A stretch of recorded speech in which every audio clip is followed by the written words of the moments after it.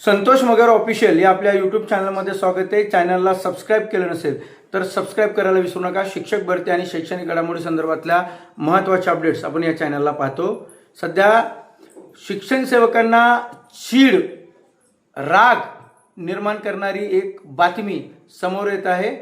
अतिशय ही बातमी जर तुम्ही ऐकली तर ही बातमी ऐकल्यानंतर प्रत्येक शिक्षण सेवक आणि शिक्षण सेविका जे कोणी आपले शिक्षण सेवक असतील त्यांच्या मनामध्ये अतिशय तीव्र असा द्वेष त्या ठिकाणी निर्माण होईल, चीड त्या ठिकाणी निर्माण होईल।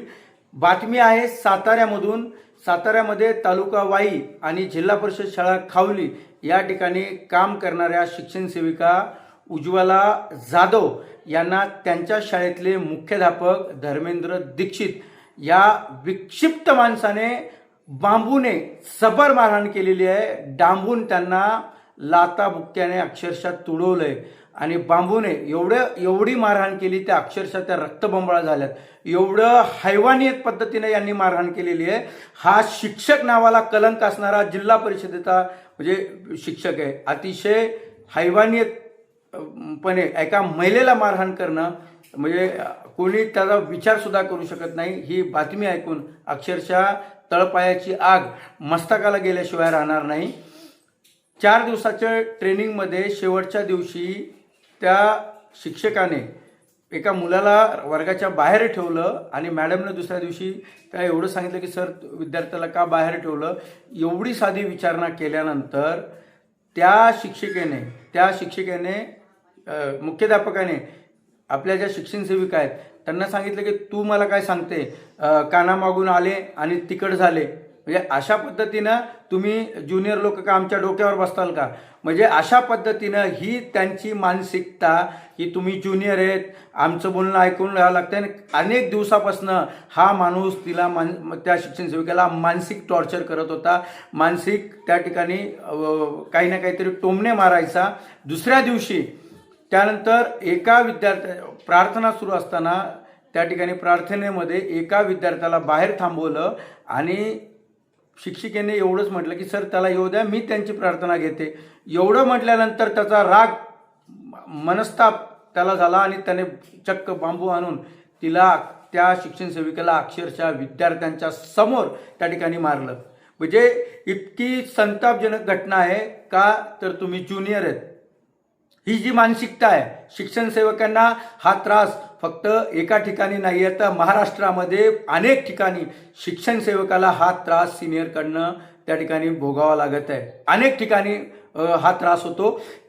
त्यामुळं मी आव्हान करतो शिक्षण सेवकांना एकत्र येण्याची वेळ आहे। अनेक जणांना हा मानसिक त्रास सुरू आहे। माझं काय नाही, मलाही त्या गोष्टीचा सहन मी त्यामधून गेलो, पण मी अजूनही सांगतो मी त्या गोष्टी सहन करणारा मधला माणूस नाही। माझं काम म्हणजे एकदा जर कोणी डोक्यात बसलं की जे होईल ते होईल, ते नोकरी गेली चुलीत। पण अशा पद्धतीनं जर अनेक सामान्य अभियोगिताधारकावरती जर अशा पद्धतीने शिक्षण सेविकावरती शिक्षण सेवकावरती जर अन्याय होत असेल तर आता त्याला पेटून उठलं पाहिजे, याला जाब विचारला गेला पाहिजे। म्हणजे काय कारण होतं की त्यांनी एवढी जबर मारहाण त्या ठिकाणी केलेली आहे। पंचनामा सुरू आहे, पंचनामा केलेला आहे। त्या ठिकाणी मॅडम त्या याच्यामध्ये हॉस्पिटलमध्ये त्यांना घेऊन गेलेले आहेत, ते ॲडमिट आहेत।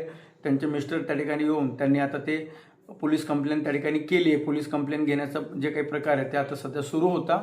अजून त्यांच्यावरती FIR फाटलेली नाही आहे, परंतु FIR त्यांच्यावरती नोंद होईल।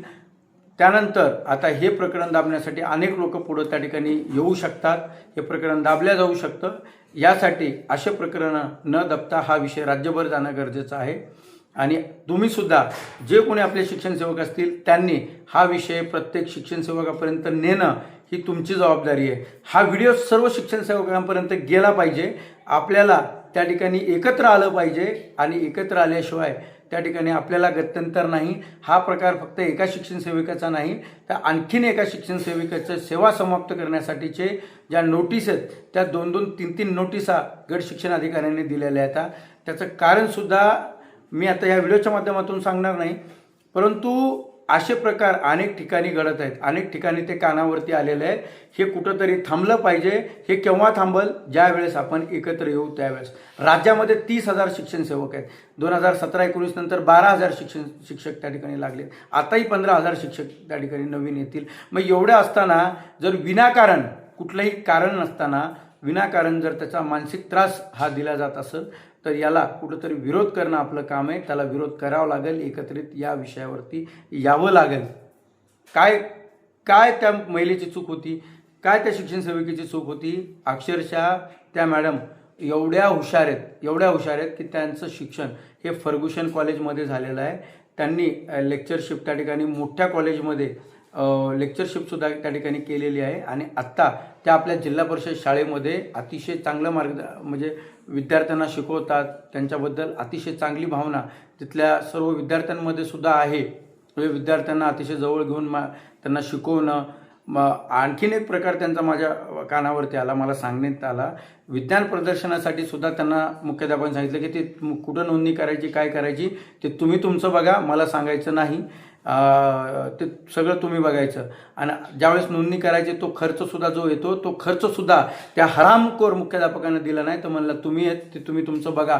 म्हणजे आज 15 आणि 16 हजारावरती काम करत असताना अनेक जणांना मुख्याध्यापक म्हणून नियुक्त्या, प्रभारी त्या ठिकाणी हे दिलेलं आहे.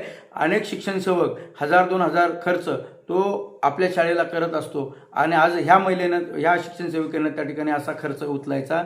पगार एक तर तुटपुंजी, याकडे कुठल्याही राज्य सरकारचं सुद्धा लक्ष नाही आहे. म्हणजे हा मानसिक त्रास किती दिवस सहन करायचा आहे? याचा आवाज उठवला गेला पाहिजे, याच्यावरती बोललं गेलं पाहिजे. जर ही अशी नीच मानसिकता असेल तर ती वेळीच ठेचून शिक्षण सेवकांना काढलं पाहिजे. एकत्र या मुद्द्यावरती आलं पाहिजे. तुम्ही अनेक मुद्दे आहेत शिक्षण सेवकांचे, परंतु आपण कुठंतरी याला घाबरतोय नोकरी जाईल का? अजिबात कोणाची नोकरी जात नाही. अन्यायाविरुद्ध पेटून उठणं, जर तुम्ही पेटून उठत नसाल तर अशा पद्धतीचा अन्याय, एवढी हिंमत, अक्षरशः एखादा शिक्षक सुद्धा नाही, शिक्षण सेवक सुद्धा नाही, महिला शिक्षण सेविका तिला येऊन बांबू हातामध्ये घेऊन वर्गामध्ये ओढत नेऊन लाता बुक्क्यानं हाणून बांबूनं वर्ग लावून बांबूनं हाणणं म्हणजे काय मानसिकता असेल? कुठला नीच हरामखोर हा शिक्षक असेल? याला रस्त्यावरती तुडवला पाहिजे अशा नीट शिक्षकाला. आणि हे प्रकरण जर त्या ठिकाणी दाबण्यासाठी कोणी हे करत असेल तर आपल्याला त्या शिक्षण सेविकेच्या पाठीशी उभं राहायला पाहिजे. मी सर्व शिक्षकांना आवाहन करतो, शिक्षण सेवकांना आवाहन करतो, त्या संदर्भातली माहिती असेल, डिटेल्स असेल किंवा काही असेल निवेदन मी ग्रुपला शेअर करेल. आता जे व्हिडिओ आहे त्या व्हिडिओमध्ये मी टेलिग्रामचे जे चॅनल आहे आपलं, त्या टेलिग्राम चॅनलची लिंक त्या ठिकाणी पेस्ट करेल. त्या ठिकाणी सगळे शिक्षण सेवकांनी एकत्र या, त्या ठिकाणी जमा. आपल्याला हा आवाज आता महाराष्ट्रभर त्या ठिकाणी घेऊन जायचा आहे. आणि हे राज्य सरकारला सांगायचं आहे की ह्या तुटपुंज्या मानधनावरती काम करणारे अशा पद्धतीने पैसेही घालावे लागतात. आणि ज्यांना सिनियरगिरी दाखवायची आहे, ज्यांना असं म्हणत नाही की सगळे सिनियर शिक्षक असे असतील. सिनियर शिक्षक अतिशय अनेक ठिकाणी अतिशय नवीन शिक्षण सेवक आहेत, त्यांना सांभाळून घेण्याचं काम करतात. ते नवीन शिक्षक आहेत म्हणून त्यांना अतिशय मदत करण्याचं काम करतात. अतिशय चांगलं काम करतात. जुने शिक्षक असतील, बरेच आहेत. परंतु अनेक ठिकाणी दाबण्याचं कामसुद्धा सिनियर म्हणून अनेक जण करतात. तर ही जी मानसिकता असणारे शिक्षक असते त्या विरोधात एकत्र त्या ठिकाणी आलं पाहिजे.